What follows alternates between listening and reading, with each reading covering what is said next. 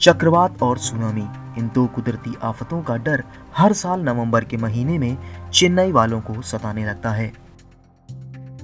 2004 की विनाशकारी सुनामी के बाद से शहर पर इसका खतरा हमेशा बना रहता है। इसलिए पूर्वी एशिया में किसी भी भूकंपीय गतिविधि से वैज्ञानिक हमेशा सावधान रहते हैं, क्योंकि एक और सुनामी इस शहर को पूरी तरह से तबाह कर सकती है। लेकिन सवाल यह है कि वैज्ञानिक इन प्राकृतिक आपदाओं की इतनी सटीकता से भविष्यवाणी कैसे करते हैं। इसका जवाब चेन्नई शहर के राष्ट्रीय महासागर प्रौद्योगिकी संस्थान के हॉल में है। पृथ्वी विज्ञान मंत्रालय के तहत आने वाला यह संस्थान समुद्र में होने वाली हलचल और उथल-पुथल पर शोध करता है। इसके अलावा मौसम के पैटर्न में बदलाव, भूवैज्ञानिक बदलाव और तूफान व सुनामी के पैदा होने की भी निगरानी करता है। उनके इस कदम में मदद करता है नेशनल डेटा बॉय प्रोग्राम। इस प्रोग्राम को 1996 में स्थापित किया गया था। यह वैज्ञानिकों के शोध में एक महत्वपूर्ण भूमिका निभाता है। Ministry of Earth Sciences, Government of India, and the main mandate of this program is to deploy and maintain data buoy and tsunami buoy systems for the collection of real-time parameters from Indian seas. This collection is done using data buoys and tsunami buoys, which are deployed in deep ocean as well as in coastal waters.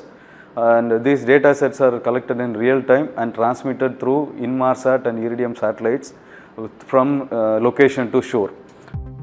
Hind महासागर में बिखरे हुए data boy एक सिपाही की तरह काम करते हैं। समुद्री और वायुमंडलीय स्थितियों में मामूली बदलावों की निगरानी करने के लिए इनमें कई सेंसर होते हैं।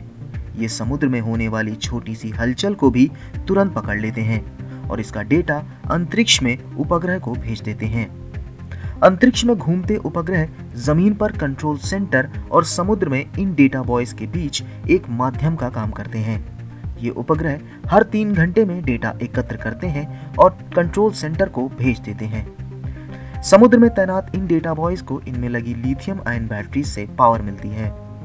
हालांकि प्राइमरी पावर सोर्स के तौर पर इनमें सोलर पैनल लगाए जाते हैं। इनकी मदद से यह उपकरण 1 साल तक बिना किसी मेंटेनेंस के अपने आप ही चलते रहते हैं।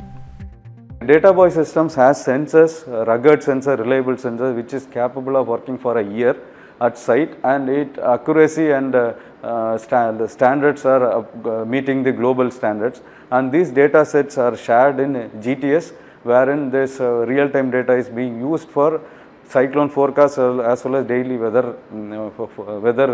forecast. ये उपकरण न केवल आने वाली सुनामी का पता लगाते हैं, बल्कि गहरे समुद्र की धाराओं पर भी नजर रखते हैं।